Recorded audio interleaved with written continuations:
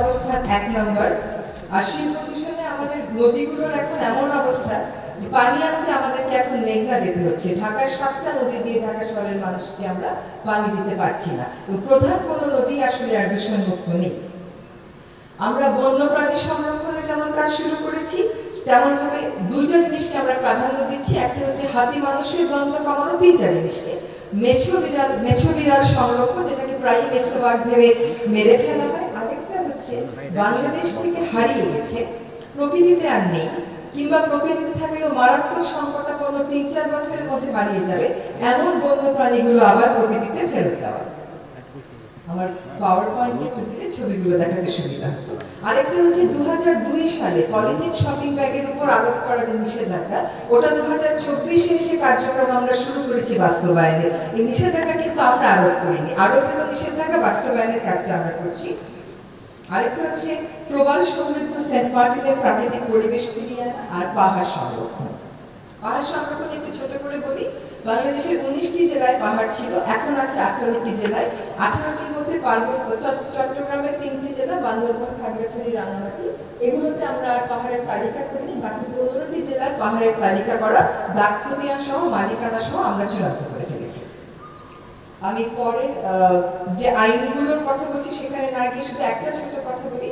আমাদের দেশে বন বিভাগ আছে, কিন্তু আমাদের বন্য প্রাণী নিয়ে কাজ করবার জন্য আলাদা কোনো উইং নেই। আমরা মনে করি যে বন্য প্রাণী সংক্রান্ত যে আইনটা আছে সেখানে সামান্য একটু পরিবর্তন এনে ক্লাইমেট চেঞ্জ ট্রাস্ট ফান্ড যেরকম করা গেছে, ওরকম বন্য প্রাণীর জন্য যদি একটা ট্রাস্ট ফান্ড আমরা ক্রিয়েট করতে পারি, তাহলে এই দিকে আমরা মনোযোগ আকর্ষণে সক্ষম হব।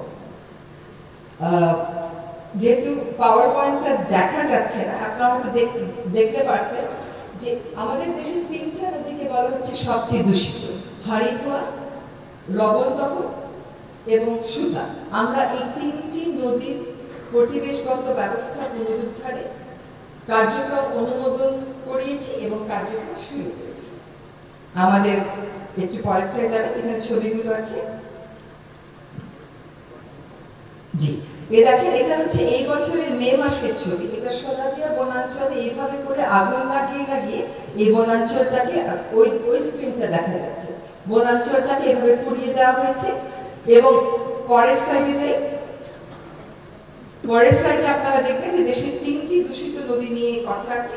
এই 3টি দূষিত নদী আসলে পুনরুদ্ধার করার কাজটা আমরা শুরু করে দিয়েছি। জলবায়ু পরিবর্তন ট্রাস্ট ফান্ডের অধীনে আমরা 41টি মতো প্রকল্প অনুমোদন দিয়েছি। বিভিন্ন সরকারি সংস্থার প্রকল্পগুলো বেশ ভালোভাবে যাচাই বাছাই করে এই কাজটা করা হয়েছে। দেশের নদীর তালিকা আমরা চূড়ান্ত করে ফেলেছি।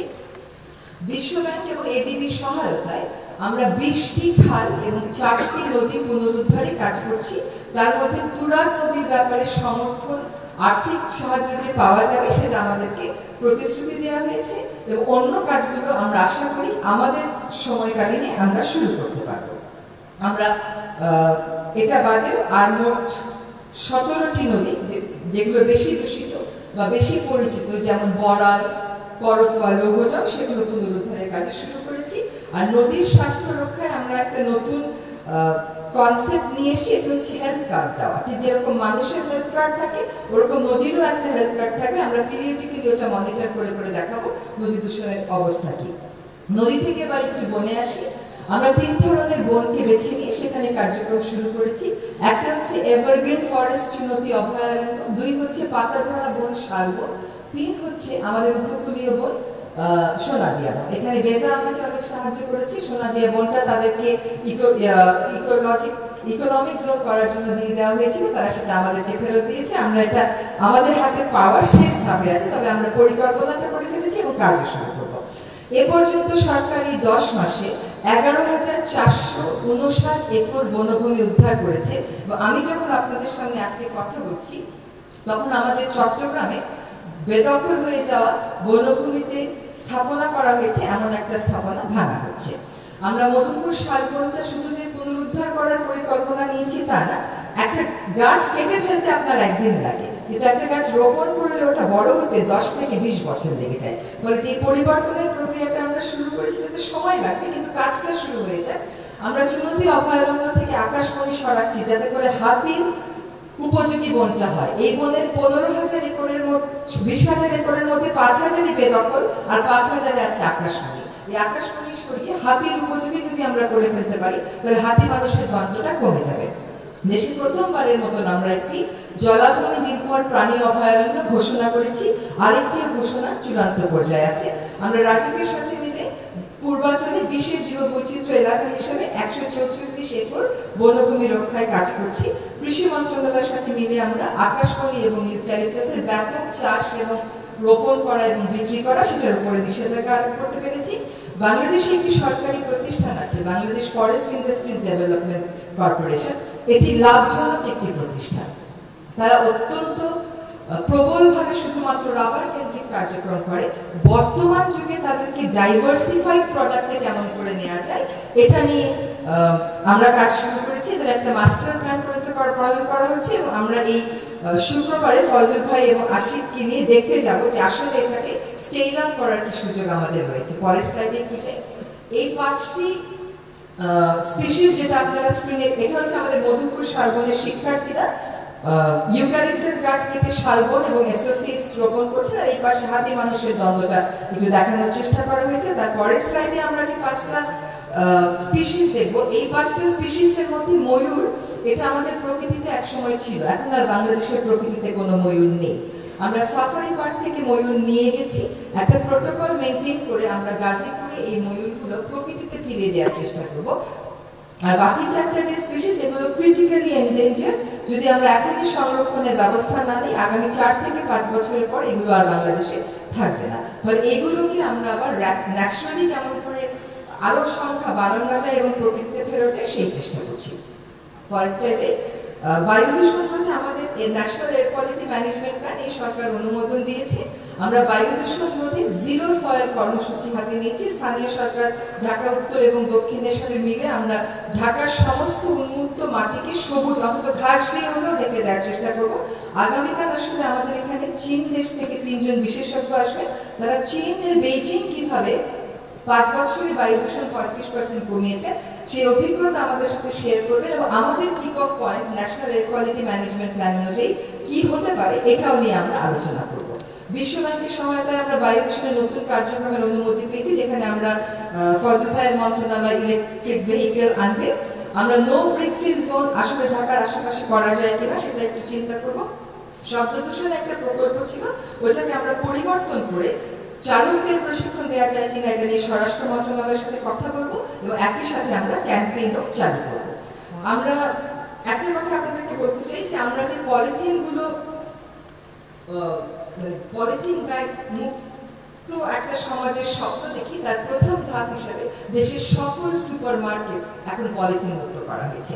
আমরা এখনো কাঁচা বাজার বা অন্যান্য জায়গায় চ্যালেঞ্জের মধ্যে আছি, সেখানে আমাদেরকে বিকল্প যেমন দিতে হবে, সেখানে আমাদের বস্ত্র এবং পাট মন্ত্রণালয় এগিয়ে এসছে, তেমনি ভাবে আমাদেরকে অভিযানও করতে হবে। আমরা স্বরাষ্ট্র মন্ত্রণালয়ের সহায়তায় গাজীপুরের সকল পলিথিন ব্যাগ উৎপাদনকারী ফ্যাক্টরি যেগুলো অবৈধভাবে পরিচালিত হচ্ছিল সেগুলো বন্ধ করে দিতে সক্ষম হয়েছি। এখন আমাদেরকে 17টি একবার ব্যবহার্য প্লাস্টিকের তালিকা আমরা করেছি। আমাদের যুদ্ধটা প্লাস্টিকের বিরুদ্ধে না, একবার ব্যবহার্য প্লাস্টিকের বিরুদ্ধে। আমাদের কার্যক্রমটা হচ্ছে একবার ব্যবহার্য প্লাস্টিককে টার্গেট করে এবং আমরা উৎপাদনকারীর সম্প্রসারিত দায়িত্ব, যেটা বিশ্বের অনেক দেশেই হচ্ছে, যেমন একটা প্লাস্টিকের বোতলে কোমল পানীয় দেয়, সেই সেটা কালেক্ট করে নিয়ে রিসাইকেল করবে, এটারও নীতিমালা চূড়ান্ত করে ফেলেছি। খনিজ সম্পদ মন্ত্রণালয়ের সাথে মিলে আমরা নৈসর্গিক আবেদন আছে, আমরা 17টা পাথর কোয়ারি ইজারার বাইরে রেখেছি, সেখানে অনেক চ্যালেঞ্জ মোকাবেলা করতে হচ্ছে আমাদেরকে, সেটা আমরা আশা করি করতে পারবো। আমাদের এই কর্মকাণ্ডগুলোর ফলে যদি পরের স্লাইডে যাই দেখবেন আমাদের সোমেশ্বরী নদীর ক্ষত সেরে উঠছে, আমাদের নির্জনতায় সেন্ট মার্টিনের প্রাণ ফিরে আসছে। এর পরের স্লাইডে গেলে আমরা দেখব যে কেমন করে বিভিন্ন সুপার স্টোরের যারা ব্যবস্থাপনায় আছে তারা আমাদেরকে সুপার স্টোরগুলো পলিথিন মুক্ত করার জন্য অভিনন্দন জানিয়েছেন এবং এই কাজে তাদের সক্রিয় সহযোগিতা না পেলে আমরা এটা সফল করতে পারতাম না। এখানে ভলান্টিয়াররা কিভাবে রাস্তায় দাঁড়িয়ে দাঁড়িয়ে হর্ন বাজানোর বিরুদ্ধে সচেতনতা গড়ে তুলছেন, এরকম কিছু স্লাইড আছে। আমার সর্বশেষ স্লাইডে একটু যেটা বলতে চাচ্ছি যে আমাদের কিছু প্রত্যাশা আছে। একটা হচ্ছে আমরা যদি আইন কানুনগুলো ঠিক মতো না করি, সেখানে আইন দিয়ে এই যুগের পরিবেশ রক্ষার প্রত্যাশা পূরণ করতে পারবো না, এটা হচ্ছে। পরিবেশ প্রশাসনকে গতি আনতে এবং এখানে উপযুক্ত জনবল দিতে জনপ্রশাসন যে সংস্কার কমিটি ছিল, কমিশন ছিল, জনপ্রশাসন সংস্কার কমিটিও সুপারিশ করেছে যে পরিবেশ অধিদপ্তরকে একটা পৃথক ক্যাডারে পরিণত করা যায় কিনা, যেখানে ওইভাবে পড়ালেখা করে আসা লোকেরা যাবে। দুই হচ্ছে আমাদের কাজগুলো খুব ঝুঁকিপূর্ণ, আমরা অনলাইন মনিটরিং সিস্টেম চালু করতে পারি কিনা, যে দেখে না এসে কন্টিনিউয়াস 24 ঘন্টা মনিটরিং এর মধ্যে রাখা। বন অধিদপ্তরের জন্য একটি পৃথক বন্যপ্রাণী উইং আমাদের খুবই জরুরি হয়ে পড়েছে। আজকে এখানে জনপ্রশাসন সচিব মহোদয় আছেন, এটা আমাদের একটা অনুরোধ থাকবে। আরেকটা হচ্ছে আমাদের এনফোর্সমেন্ট ও আইনি কার্যক্রমে বরাদ্দ বৃদ্ধি। আমাদের যে পরিমাণ বরাদ্দ দেওয়া হয় এই পর্যন্ত আমার কাজটাই হচ্ছে রেগুলেটরি, আমাকে মামলা করতে হয়, মামলা মোকাবেলা করতে হয়, ইটভাটা ভাঙতে হয়, প্রতিষ্ঠান যেগুলো অবৈধভাবে জলাশয়ের উপর সেগুলো ভাঙতে হয়। এইখানে আমাদেরকে বরাদ্দ খুব বেশি প্রয়োজন নাই, কারণ আমাদের সেই সক্ষমতা নাই, যা আছে তার একটু দ্বিগুণ দেওয়া গেলেই আমরা পেরে যাব। বন কর্মীদের ঝুঁকি ভাতার বিষয়টা আছে, আর শিক্ষা কার্যক্রমে পরিবেশকে অন্তর্ভুক্ত। এইগুলো হচ্ছে আমাদের আগামী দিনে, অলরেডি আমরা বন নদীর শব্দ দূষণ নিয়ে কি কাজ করছি তা আমরা আরো স্কেলে বাড়িয়ে যাব, কিন্তু এই প্রত্যাশাগুলো আমরা আজকে মাননীয় প্রধান উপদেষ্টার উপস্থিতিতে তার সামনে উপস্থাপন করছি। আশা করি আমাদের উপদেষ্টা মণ্ডলীর যারা সদস্যরা এখানে আছে তারা এই প্রত্যাশাগুলো, এটা হচ্ছে সেই ময়ূর যেটা আমরা মধুপুরে ছাড়বার জন্য মধুপুরে নিয়ে গেছি। তো এবার আল্লাহর রহমতে তাদের স্বাস্থ্য এখনো ভালোই আছে। It's a very risky protocol যেটা আমাদেরকে মেনটেন করতে হচ্ছে। তো আমি এই বলে আমার বক্তব্য শেষ করছি। মাননীয় প্রধান উপদেষ্টাকে অনেক ধন্যবাদ, উপদেষ্টা মণ্ডলীর সকল সদস্যকে অনেক ধন্যবাদ। আপনাদের এই উপস্থিতি পরিবেশটাকে একটা জাতীয় এজেন্ডা হিসাবে পরিণত করার জন্য একটা বড় ভূমিকা রাখবে। এ যাবৎকার যে পর্যন্ত এসেছি, যদিও স্থানীয় প্রশাসন এবং আইন শৃঙ্খলা রক্ষাকারী বাহিনীর সহায়তা না পেতাম তাহলে এটা খুবই দুষ্কর হতো। তাদেরকে বিশেষ করে ধন্যবাদ। আমাদের এখানে প্রধান বন সংরক্ষক মহোদয় আছেন, ডিজি এনভায়রনমেন্ট আছে, ওনাদের পুরো টিম আমাদেরকে যেভাবে সাহায্য করেছে, বিশেষ করে আমাকে, আমরা তো নন পলিটিক্যাল ব্যাকগ্রাউন্ড থেকে এসে তাদেরকে অনেক ধন্যবাদ। এবং স্থানীয় পর্যায়ে যারা ডিসি মহোদয়রা আছেন তারাও বিভিন্ন কর্মকাণ্ডে অনেক সাহায্য করছে। আজকে আমরা এখানে উৎসব উদযাপন করছি, তারা কিন্তু সেখানে অবৈধ স্থাপনা ভাঙছে। তাদেরকে অনেক ধন্যবাদ জানিয়ে আমার বক্তব্য